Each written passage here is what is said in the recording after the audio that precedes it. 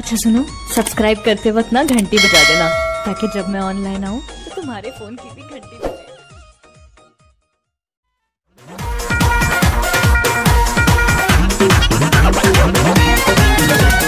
झंडा जवानी के फहर गइल बा, जो बनाई खिल के लथार गइल बा।